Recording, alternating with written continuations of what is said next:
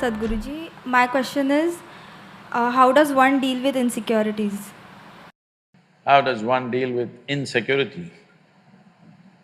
Life is insecure. There is no security about life because… Shall I reveal a secret to you?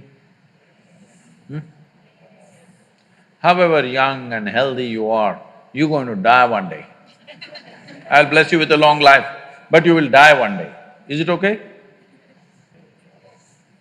No? So you can die joyfully or you can die crying, it's up to you. But anyway you'll die one day, yes or no? If you say, I don't want to die, today you start the chanting, I don't want to die, I don't want to die, I don't want to die, all that'll happen is you will not live, but you will die. Yes? The fear, I don't want to die, will make you not live, but it will not make you not die. Anyway, you will die. Coming to terms with mortality is one very important thing. If you don't come to terms with mortality, you're living in a fancy world of unreal world, not in the real world. The real world is, we come and go. So many countless number of people have come and gone before us, isn't it? You're you're in an institution from 1857. I was just wondering how they started an institution in that year because in that year there was such turmoil all over the country. 1857. Lot of upheaval in the country, but somehow somebody managed to start an institution.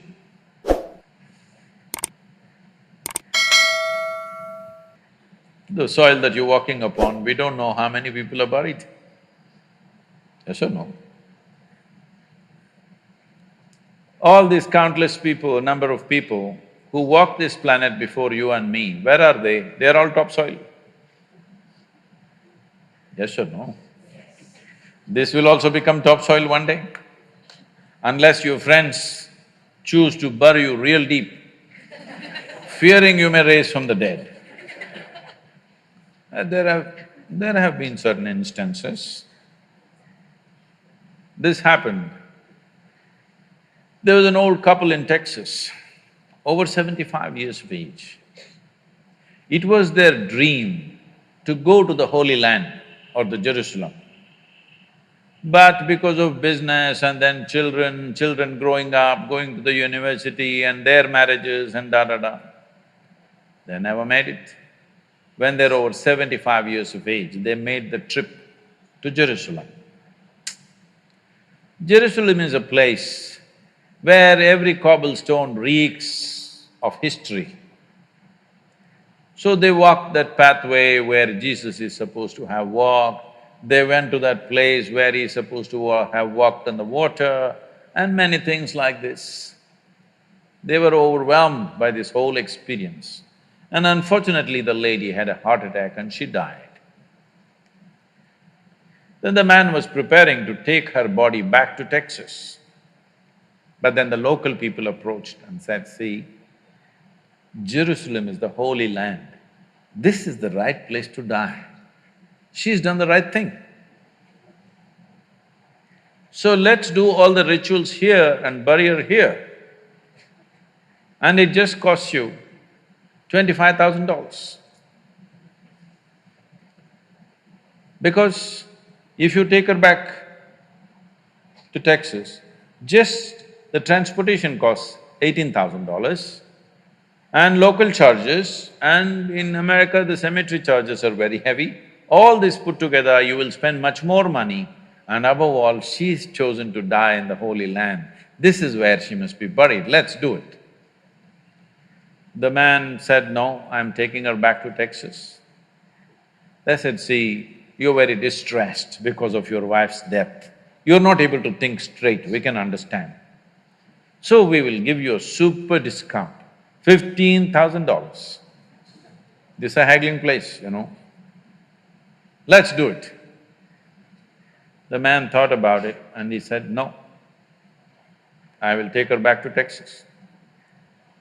Then they said, see, it doesn't make sense.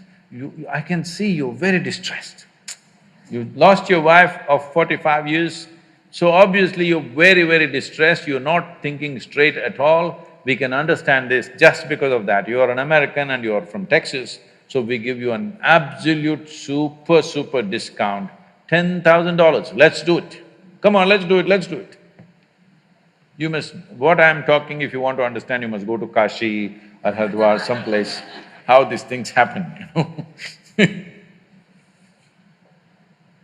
Then the man thought about it and he said, no, I'm taking her back to Texas. And they threw their hands up and said, why? What's the problem with you? $10,000, let's do it.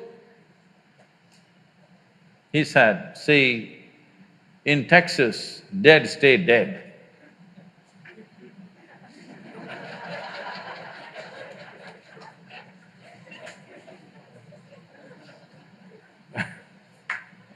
So, if you come to terms with your mortality, security, insecurity, all these things will go. You are living on a daily basis as if you are forever. The fundamental awareness that this is mortal, this is here only for a limited amount of time. If this was a normal conscious thing for you, you would put your life to best use, for sure. And if you come to terms with that one thing, there would be no insecurity because there's nothing to gain, nothing to lose in this life. You came with nothing. Whatever the hell is happening, you're on the profit side. Yes or no? Huh? Isn't it so? Did you come with investment? No. You come with nothing. So whatever the hell is happening, you're always on the profit side, isn't it? And anyway, they don't allow you to take a container in the end. So all you have is how profound, intense and beautiful is your experience of life. So don't make too much fuss about it. You're acting as if you're going to lose something.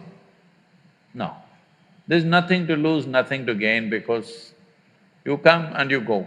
You may think, oh, my life, my life. No, it's your life on this planet is like a pop-up. On the computer screen, you've seen these pop-ups? You just pop up and pop out. In the meantime, will you rise and shine is the only question, all right? So if anyway you shine, sometimes you may be seen by people, sometimes you may not be seen by people. The important is you are shining within yourself and that's all that matters. If people have eyes, they will see it, if they have no eyes, they won't see it, that's their problem. But you are living an intense and profound life, that's all that matters here. If you understand this and if you bring this into your life, insecurity will not happen because security can happen only in death. Yes or no? People keep asking me, coming to me and asking me, Sadhguru, please bless us, nothing should happen to us. I say, hey, what kind of blessing is this? My blessing is let everything happen to you. Everything that's life must happen to you. Have you come here to avoid life or have you come here to experience life? Please, you must make a decision right now. Have you come here to avoid life or to experience life? Experience life. All the different dimensions of what this life holds must happen to you, isn't it so? If you come to avoid life, there's an ocean right here. You can jump into the ocean. See, if you want to avoid life, you must die. It's a more efficient way of doing things, isn't it? You're alive and you try to avoid life, it'll become miserable. If you feel insecure, that's what you will do. You will try to avoid life. When you're alive and try to avoid life, it'll cause immense misery.